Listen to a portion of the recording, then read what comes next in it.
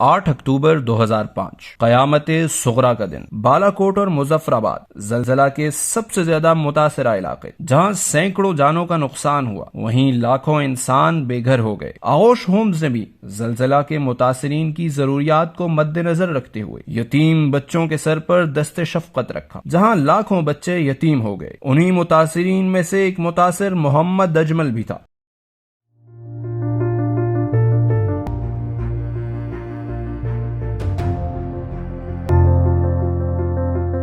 मेरा नाम मोहम्मद अजमल है। मेरा तहल्लुक बालाकोट के गांव खोलिया से है। 1998 में मेरी पैदाइश गांव खोलिया में हुई। जब मेरा बचपन है उसमें हमारा जो है ना, मेरे वालिद साहब शादी हाल में एक मैनेजर थे, तो हमारा बहुत ही एक अच्छा सेटअप था गांव में। तो जैसे ही 2005 का ज़लज़ला हुआ तो उसमें मेरे वालिद साहब की डेथ हो गई। तो डेथ होते ही तो हमारे गाँव का, तो अब गाँव में जो है ना पूरे जितने भी लोगों के मकानात वगैरह थे वो गिर गए। तो लैंडस्लाइडिंग हो गई, रास्ते बंद हो गए। वालिद साहब के जैसे इंतकाल हुआ है तो हमारे घरेलू हालात बहुत ही ज़्यादा मुश्किल हो गए थे। तो उसी दौरान मुझे पढ़ने का भी बहुत ज़्यादा शौक़ था। तो जैसे ही ज़लज़ला हुआ है तो क्योंकि तालीमी निज़ाम यहाँ पे बालाकोट में ख़त्म हो चुका था। 2005 के ज़लज़ले के बाद मेरा राब्ता आगोश अल खिदमत से मेरे नाना अबू ने करवाया। 2007 में मैंने आगोश अल खिदमत में मेरा एडमिशन हुआ। तो वहाँ पे जो है ना हमें दीनी तालीमी इस तरह दी गई थी कि हमें वहाँ पे स्कूल में भी हमारे टीचर जो है हमें एक घर वाला माहौल देते थे। तो जैसे ही हम स्कूल जाते थे सुबह 7 बजे, वापस आते थे तो हॉस्टल आगोश में। फिर उसके बाद हमारा ट्यूशन क्लासेस शुरू हो जाती थी आगोश में।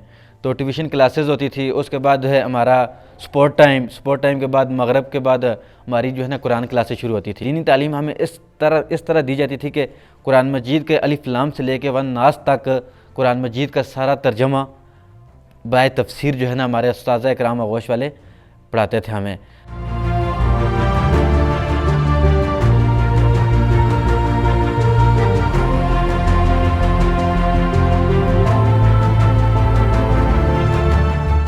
दो 2014 में मैंने अपनी मैट्रिक कटक से क्लियर की।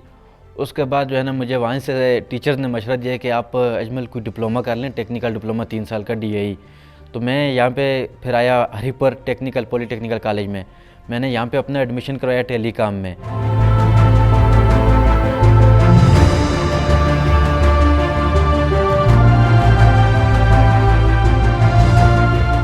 दो 2018 में जब मैंने अपनी तालीम हरीपुर से कंप्लीट की तो उसके बाद जो है ना पढ़ने के हालात तो मेरे आगोश मुझे अफोर्ड कर रहा था, लेकिन घरेलू हालात इतने ख़राब थे कि मेरा कमाना लाजमी हो गया था। तो उस दौरान जैसे ही मैंने वहाँ से निकले तो मेरे जहन में जॉब की तलाश में मैं शुरू हो गया। तो मैंने इस 2018 से लेकर 2020 तक इस्लामाबाद में मैंने नेटवर्किंग का काम शुरू किया। तो जैसे ही 2018 से 20 का काम कर रहा था तो अचानक मैंने फेसबुक पे चेक किया कि रेस्क्यू में वैकेंसी आई हुई थी। तो मैंने वहाँ से रेस्क्यू 1122 में अप्लाई किया।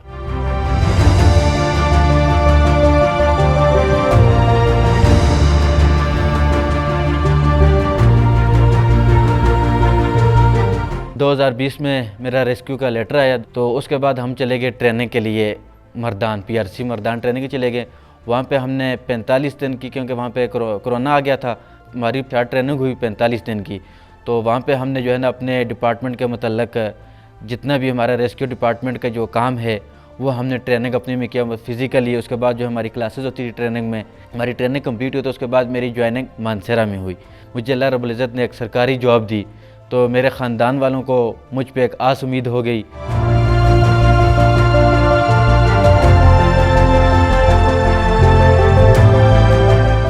दो 2005 का जो ज़लज़ला हुआ है उसके हिसाब से अगर मैं अभी अपनी ज़िंदगी का अभी एक नज़राना पेश करूं तो मैं अपने आप को 2007 में जब मैं छोटा सा तो मैंने कभी ये सोचा तक भी नहीं था कि मैं इस मकाम तक पहुंचूंगा।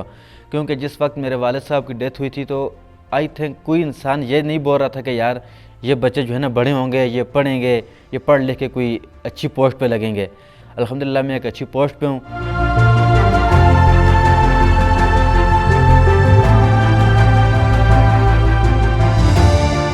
इंसान तो यही सोचता है कि यार मेरा कोई फौत हो गया या कोई बुरा वक्त आ गया है तो इंसान उम्मीद हार के अल्लाह पे छोड़ देता है। लेकिन इंसान जब आगे बढ़ता है तो मुझे इस टाइम में जब मेरा ये बुरा वक्त आया है तो इसमें अल खिदमत वालों ने मेरा बहुत ही ज़्यादा साथ दिया। आज मैं इस मकाम पे हूँ तो मैं अल खिदमत की वजह से हूँ। वसीला रिज़्क़ देने वाली ज़ात अल्लाह की है, लेकिन वसीला अल खिदमत लगा है।